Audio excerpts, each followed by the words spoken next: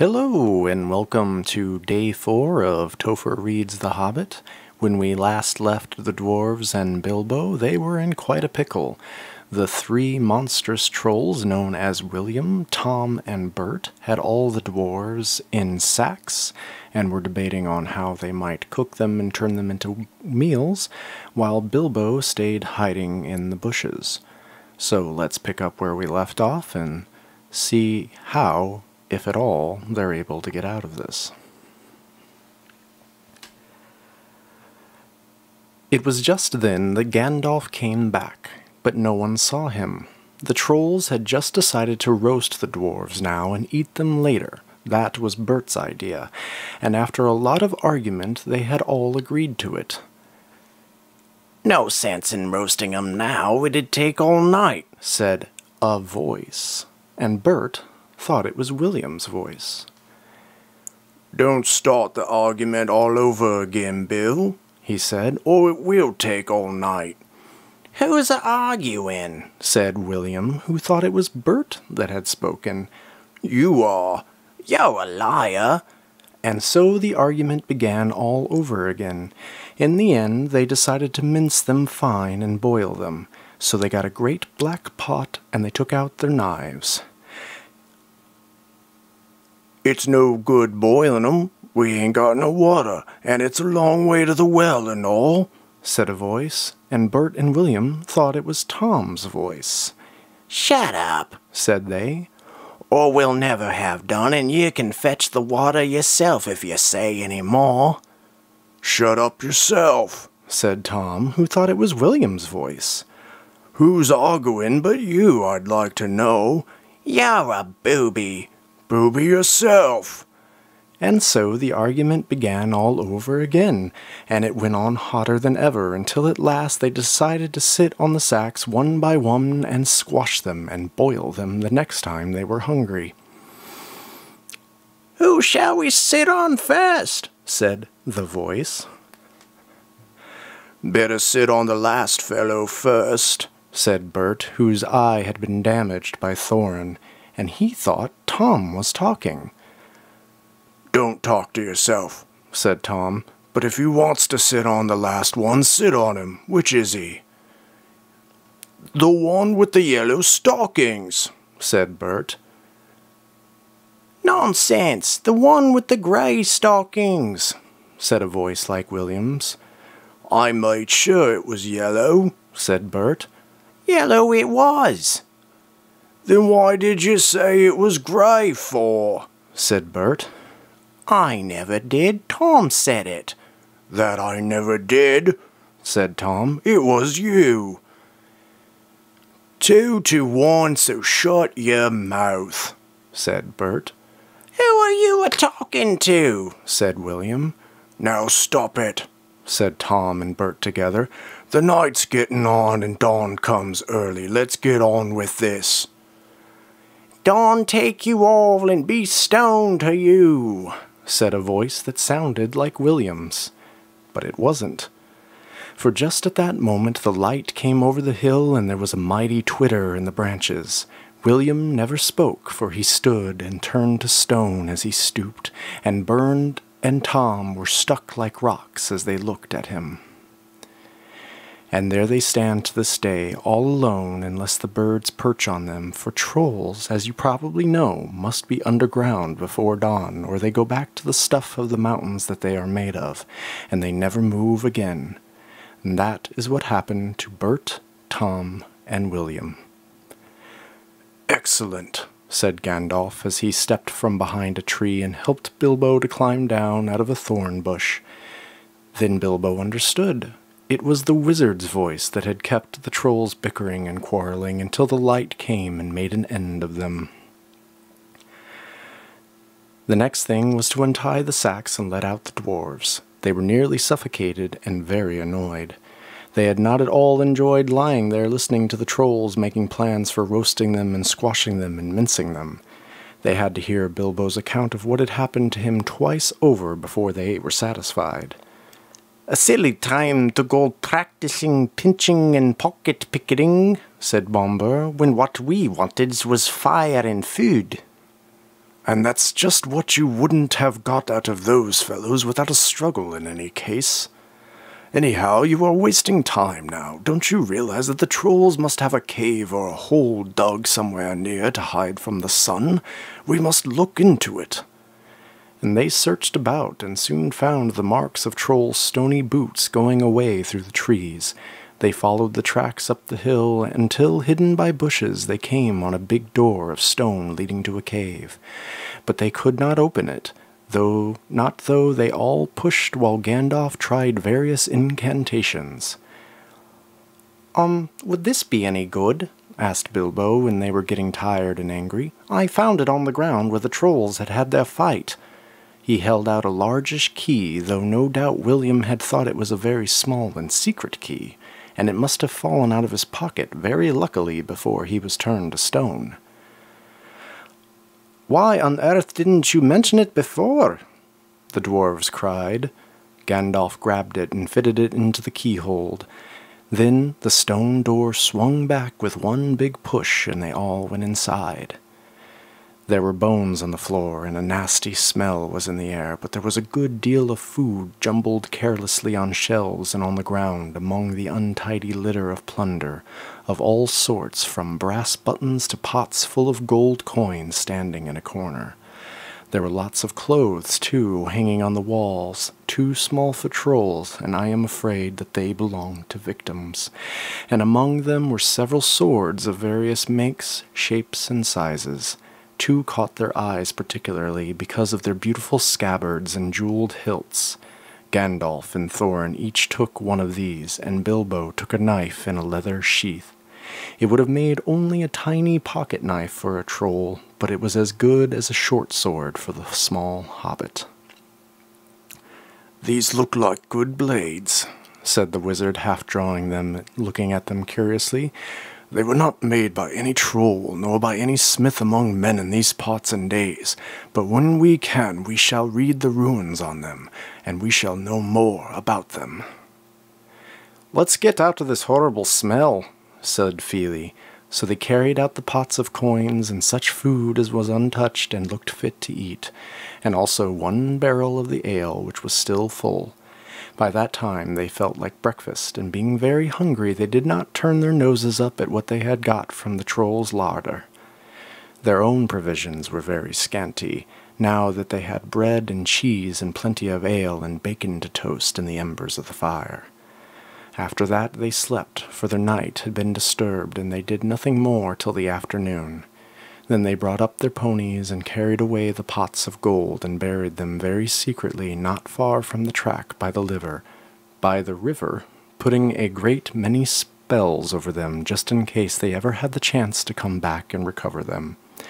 When that was done, they all mounted once more and jogged along again on the path towards the east. "Where did you go, if I may ask?" said Thorin to Gandalf as they rode along. "To look ahead." "And what brought you back in the nick of time?" "Looking behind." "Exactly. But could you be more plain?" "I went to spy on our road. It will soon become dangerous and difficult. Also, I was anxious about replenishing our small stock of provisions. I had not gone very far, however, when I met a couple of friends of mine from Rivendell." "Where's that?" asked Bilbo. "Don't interrupt. You will get there in a few days now, if we're lucky, and find out all about it. As I was saying, I met two of Elrond's people. They were hurrying along for fear of the trolls. It was they who told me that 3 of them had come down from the mountains and settled in the woods not far from the road. They had frightened everyone away from the district, and they waylaid strangers. I immediately had a feeling that I was wanted back. Looking behind, I saw a fire in the distance and made for it. So now you know. Please be more careful next time, or we shall never get anywhere." "Thank you," said Thorin. They did not sing or tell stories that day, even though the weather improved, nor the next day, nor the day after. They had begun to feel that danger was not far away on either side. They camped under the stars, and their horses had more to eat than they had, for there was plenty of grass, but there was not much in their bags, even with what they had got from the trolls. One morning they forded a river at the wide shallow place full of the noise of stones and foam. The far bank was steep and slippery, and when they got to the top of it leading their ponies, they saw that the great mountains had marched down very near to them. Already they seemed only a day's easy journey from the feet of the nearest mountain. Dark and drear it looked, though there were patches of sunlight on its brown sides, and behind its shoulders the tips of snow peaks gleamed. "Is that the mountain?" asked Bilbo in a solemn voice, looking at it with round eyes. He had never seen a thing that looked so big before. "Of course not," said Balin. "That is only the beginning of the Misty Mountains, and we have got to get through or over or under those somehow before we can come into the wilderland beyond, and it is a deal of a way even from the other side of them to the lonely mountain in the east where Smaug lies on our treasure."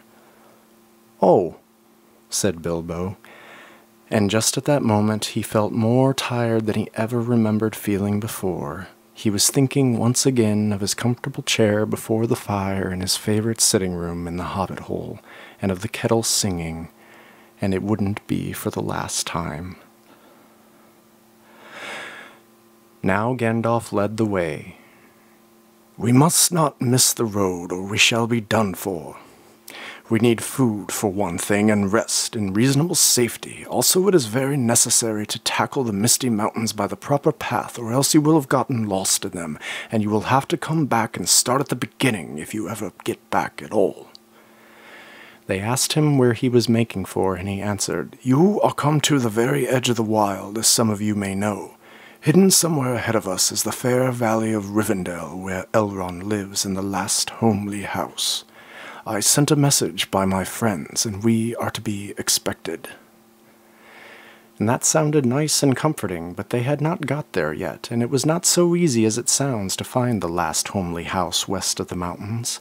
There seemed to be no trees and no valleys and no hills to break the ground in front of them, only one vast slope going slowly up to meet the feet of the nearest mountain, a wide land the color of the heather and crumbling rock, with patches and slashes of grass green and moss green showing where water might be. Morning passed, afternoon came, but in all the silent waste there was no sign of any dwelling.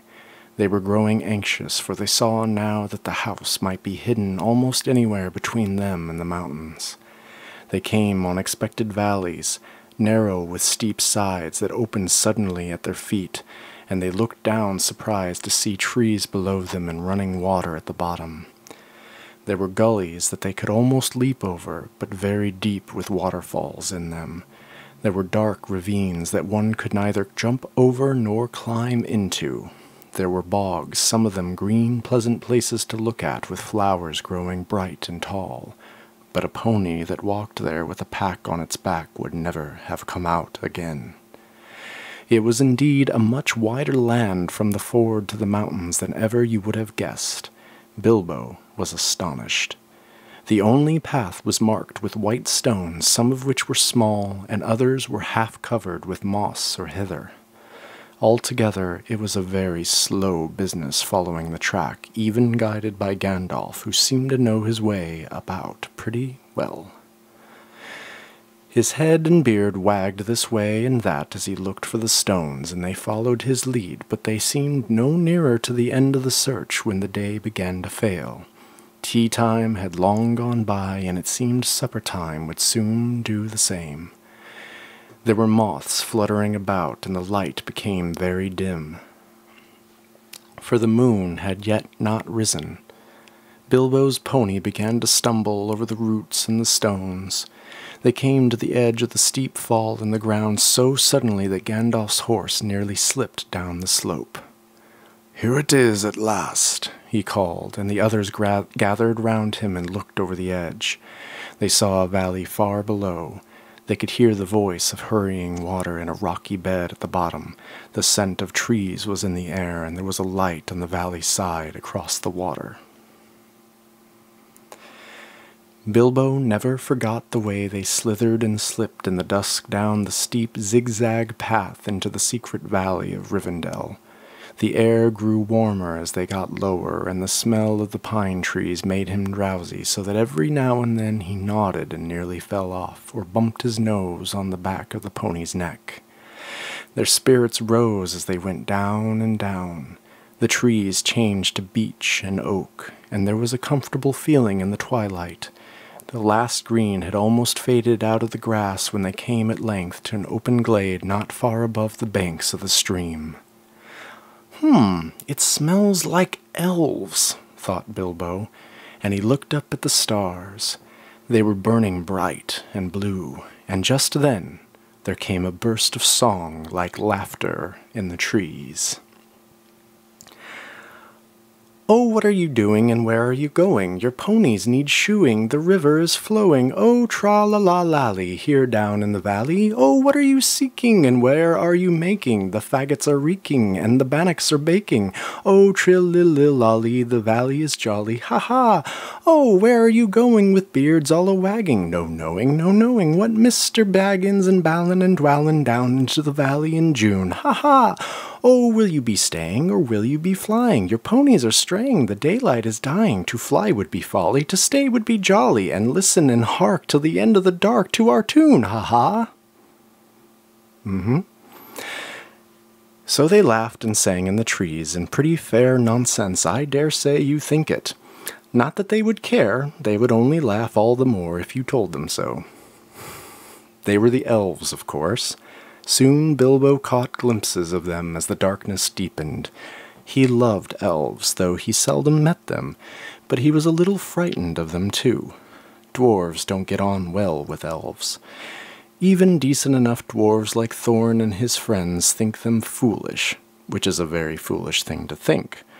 Or they get annoyed with elves, for some elves tease them and laugh at them, and most of all, they laugh at their beards. "Well, well," said a voice, "just look, Bilbo and the Hobbit on a pony, my dear, isn't it delicious? Most astonishing, wonderful." And then off they went into another song as ridiculous as the one I have written down in full. At last one elf, a tall young fellow, came out from the trees and bowed to Gandalf and to Thorin. "Welcome to the valley," he said. "Thank you," said Thorn in a bit gruff voice, but Gandalf was already off his horse and among the elves, talking merrily with them. "You are a little out of your way," said the elf. "That is, if you are making for the only path across the water and to the house beyond. We will set you right, but you had best get on foot until you are over the bridge. Are you going to stay a bit and sing with us, or will you go straight on? Supper is preparing over there. I can smell the wood fires for the cooking." And tired as he was, Bilbo would have liked to stay a while. Elvish singing is not a thing to miss in June under the stars. Not if you care for such things, that is. Also, he would have liked to have had a few private words with these people that seemed to know his names and all about him. Although he had never seen them before, he thought their opinion of his adventure might be interesting. Elves know a lot, and are wondrous folk for news, and know what is going on among the peoples of the land as quick as water flows, or quicker. But the dwarves were all for supper as soon as possible just then, and would not stay. On they all went, leading their ponies, till they were brought to a good path, and so at last to the very flowing brink of the river. It was flowing fast and noisily, as mountain streams do of a summer evening when sun has been out all day on the snow far up above. There was only a narrow bridge of stone without a parapet, as narrow as a pony could well walk on, and over that they had to go, slow and careful, one by one, each leading his pony by the bridle. The elves had brought bright lanterns to the shore, and they sang a merry song as the party went across. "Don't dip your beard in the foam, father," they cried to Thorn, who was bent almost onto his hands and knees. "It is long enough without watering it." "Mind Bilbo doesn't eat all the cakes," they called. "He is too fat to get through the keyholes yet." "Hush, hush, good people, and good night." Valleys have ears, and some elves have over-merry tongues, so I bid you good night. And so at last they came to the last homely house and found its doors flung wide. Now, it is a strange thing, but things that are good to have and days that are good to spend are soon told about, and not much to listen to, while things that are uncomfortable, palpitating, and even gruesome may make a good tale, and take a deal of telling anyway. They stayed long in that good house, 14 days at least, and they found it hard to leave. Bilbo would gladly have stopped there forever and ever, even supposing a wish would have taken him right back to his hobbit hole without trouble. Yet there is little to tell about their stay. The master of the house was an elf friend, one of those people whose fathers came into the strange stories before the beginning of history. The wars of the evil goblins and the elves and the first men in the north. In those days of our tale, there were still some people who had both elves and heroes of the north for ancestors, and Elrond, the master of the house, was their chief. And that small reference to the Silmarillion is where we're going to leave it for today. Thanks for stopping by. See you all tomorrow.